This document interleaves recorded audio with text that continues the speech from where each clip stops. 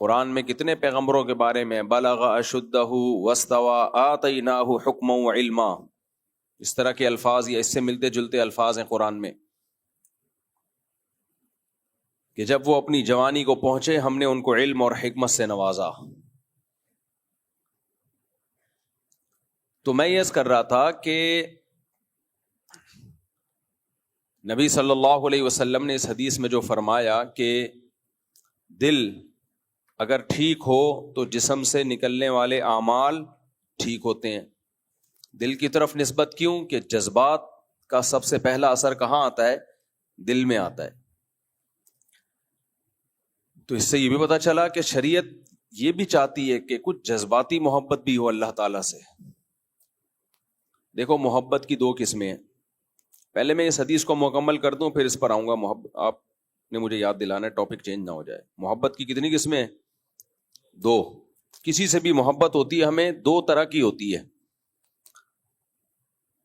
تو پہلے تو میں اس حدیث کو تھوڑی سی وضاحت کر دوں۔ نبی نے فرمایا کہ دل جب ٹھیک ہوتا ہے تو انسانی جسم سے نکلنے والے اعمال بھی کیا ہوتے ہیں؟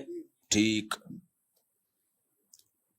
دل جب خراب ہوتا ہے تو جسم سے نکلنے والے اعمال بھی کیا؟ خراب۔ دل ٹھیک ہونے کا کیا مطلب ہے؟ اس میں اللہ کی محبت تمام محبتوں پر غالب ہو۔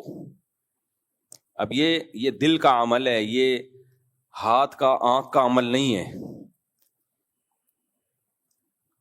ہمارے ہاں اس چیز کو ویلیو نہیں دی جاتی۔ ہمارے ہاں ویلیو کس چیز کو دی جاتی ہے؟ آنکھوں کے عمل کو، ہاتھ کے عمل کو، پاؤں کے عمل کو۔ چوری کرنے تو نہیں جا رہا، آنکھوں سے غلط چیز تو نہیں دیکھ رہا، یہ بھی ضروری ہے، لیکن دل میں دنیا کی محبت کے گٹر ابل رہے ہوں ہے بھائی، ہر وقت کھوپڑی پہ بحریہ ٹاؤن سوار ہو، ہر وقت دولت دولت دولت دماغ میں گوبر کی طرح گھسی ہوئی ہو، اس کو کوئی ویلیو نہیں دی جاتی۔ یہ تو بہت بڑی برائی ہے بھائی۔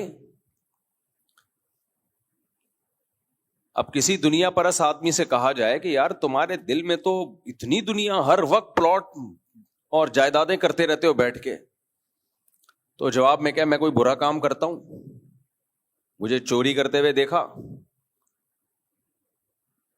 کیا میں زنا کرتا ہوں؟ کیا میں شراب پیتا ہوں؟ بھائی یہ شراب سے بڑا جرم ہے کہ آپ جو دنیا مسافر خانہ تھی، جو فنا ہونے کی جگہ ہے، جو ختم ہونے کی جگہ ہے، اس سے آپ دل لگا رہے ہو۔ یہ ہوس ہے، ہوس بری چیز ہے، لالچ بری چیز ہے۔ ٹرین میں آپ سفر کر رہے ہو اور سیٹوں سے محبت کر لو کہ بھائی بہت اچھی سیٹیں ہیں، اور سلیپر میں سفر کر رہے ہو اور برتھ سے آپ کو محبت ہو جائے، تو یہ حماقت ہے یا نہیں ہے؟ ہمارے حضرت ایک شعر پڑھا کرتے تھے، ارے یہ کیا ظلم کر رہا ہے کہ مرنے والوں پہ مر رہا ہے۔ جو خود مرنے والا ہے اس پہ کیوں مر رہا ہے بھائی تو؟ ایک آدمی چوہے پہ عاشق ہو جائے ہے بھائی، تو کیا کہا جائے گا؟ بلند ذوق نظر نہیں ہے، تیری نظر کا ذوق بلند۔ دیکھو جب عزیز مصر کی بیوی زلیخا حضرت یوسف علیہ السلام پہ عاشق ہو گئی تو پبلک کو تو نہیں پتا تھا کہ یہ یوسف ہیں، وہ تو ان کو ایک خادم کے طور پہ دیکھ رہے تھے۔ تو عورتوں نے کیا کہا؟ امرأۃ العزیز تراود فتاہا عن نفسی، اپنے گھر کے غلام پہ عاشق ہو گئی، اپنے گھر کے خادم پہ عاشق ہو گئی۔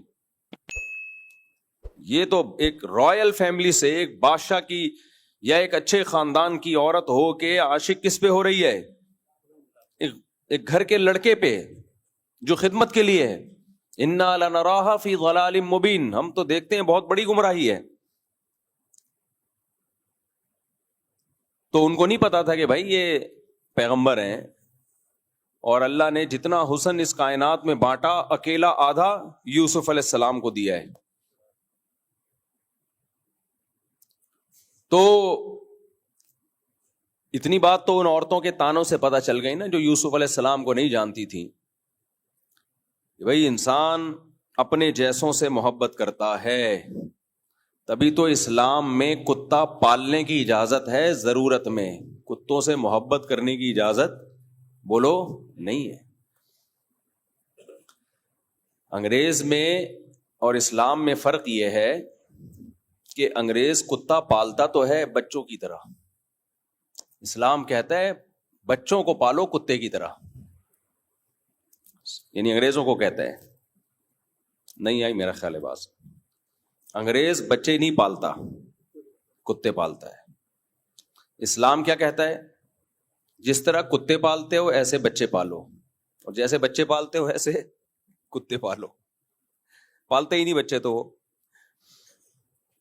وہ بچے پالتے ہیں ضرورت کے وقت، بہت شدید ضرورت ہو، جب 50 سال کے ہو گئے، بڈھے ہونے لگے، تو اب چلو یار ایک آدھ ہو جائے، تو ایسے ہی اسلام نے بھی اجازت دی ہے کتا پالنے کی۔ بھائی اگر ضرورت ہو تو ایک آدھ کتا، کیا خیال ہے، رکھ لو۔ کوئی چور کا خطرہ ہے، کوئی خطرناک مسئلہ ہو سکتا ہے تمہارے ساتھ۔ بلکہ حقیقت یہ ہے کہ جتنی ضرورت میں اسلام نے کتا پالنے کی اجازت دی ہے نا، اس ضرورت میں بھی وہ بچہ نہیں پالتے۔ بہت شدید ضرورت کہ اب چانس ختم ہو رہا ہے، بوڑھے ہو رہے ہیں، اب پتہ ہے کہ اب مزید اب پیدا نہیں ہوا تو اب ہو نہیں سکتا، پھر مجبوراً ایک آدھ، کبھی آدھا ہوتا ہے، کبھی ایک، کبھی پونے دو، تو پھر وہ پال لیتے ہیں۔ تو جو محبت کتے کو دینی چاہیے، جو محبت بچے کو دینی چاہیے، وہ کس کو دے رہے ہیں؟ کتے کو دے رہے ہیں۔ وہ اسلام کا یہی مطالبہ ہے انگریزوں سے کہ بچوں کو کتوں کی طرح پالو، سمجھ رہے ہیں؟ تو کیا کہہ رہا تھا میں، یہ بات کتے والی کہاں سے آ گئی؟ یہ کتے والی بات کہاں سے آ گئی؟ پتہ نہیں، انگریز ہیں؟ ہاں، چوہے پہ۔ اب اسلام نے کتا پالنے کی اجازت دی، کتوں سے محبت دل دینے کی کتوں کو اجازت نہیں دی، کتوں پہ عاشق ہو گئے۔ لوگ کہتے ہیں وفادار اتنا ہے، اتنی خدمت کرتا ہے۔ بھائی وہ اس میں سافٹ ویئر اللہ نے ڈال دی ہے خدمت کے، وہ اپنے اختیار سے نہیں کرتا، وہ اپنے اختیار سے نہیں کرتا۔ یہی وجہ ہے کہ اس کی گلی میں دوسرا کتا آ جائے تو برداشت نہیں کرتا۔ اگر یہ اس میں انسانیت ہوتی نا، انسانیت، تو وہ مالک سے بھی وفا کرتا، اور اگر کوئی آ رہا ہے اس کے دال پانی میں شریک ہو رہا ہے، دوسری گلی کا بے روزگار کتا، ہر گلی میں روزگار وہ نہیں ہوتا، جو ہو سکتا ہے آپ کی گلی میں روزگار اچھا ہو، تو دوسرا بے روزگار کتا آ گیا اس گلی میں، تو کتا پن دکھاتا ہے کہ نہیں دکھاتا اس کے ساتھ؟ تو جو بری خصلت اللہ نے ڈال دی وہ بری اس میں ہمیشہ سے، وہ چینج نہیں ہو سکتی۔ جو اچھی کوالٹی ڈال دی وہ اچھی ہے، وہ تو اپنے اختیار سے نہیں ہے۔ اس لیے کتے اچھے برے نہیں ہوتے، نہ محبت کرنے کے قابل ہوتے ہیں، کام لینے کے قابل ہوتے ہیں۔ اللہ نے مسخر کر دیا ہمارے لیے۔ اللہ نے کتوں کو کس کے لیے بنایا؟ ہمارے لیے، کہ جو ضرورت کا کام ہے ان سے لو، شکار کرو، پہرے داری دو۔ ان کے اندر ہم نے ایسے سافٹ ویئر ڈال دیے ہیں کہ پہرا اچھا دے سکتے ہیں یہ، بس۔ ہم نے کیا کیا کہ وہ اس کو تو اتنی محبتیں شروع کر دی۔ بلی پہ دل آئے ہوئے ہیں لوگوں کے۔ ایک کلینک میں تھا، اپنی بکری لے کر گیا تھا، بیمار تھی، تو ایک خاتون بلی لے کر آئی ہوئی، وہ ایسا رو رہی ہیں جیسے کوئی جنازہ ہو، گھر میں کسی کی میت ہو گئی ہو۔ بس کرو یار، تھی بڑے گھر کی، اب کسی کو کیا پتا کس کی بات ہو رہی ہے، غیبت نہیں ہے، اس خاتون کو بھی نہیں پتا ہوگا میری بات، پرانا قصہ ہو گیا۔ اتنا رو رہی ہو بھائی تم۔ مجھے لگا کہ یہ ہوتا ہے جب ٹائم پہ شادی نہ ہو اور ٹائم پہ بچے نہ ہو، تو پھر جو سلوک بچوں کے ساتھ ہونا چاہیے وہ بلوں کے ساتھ ہو رہا ہے۔ یہ ہے فیملی پلاننگ کے عذاب، سمجھ رہے ہو، جس میں انہوں نے تمہیں ڈال دیا، اور تم خوش بھی ہو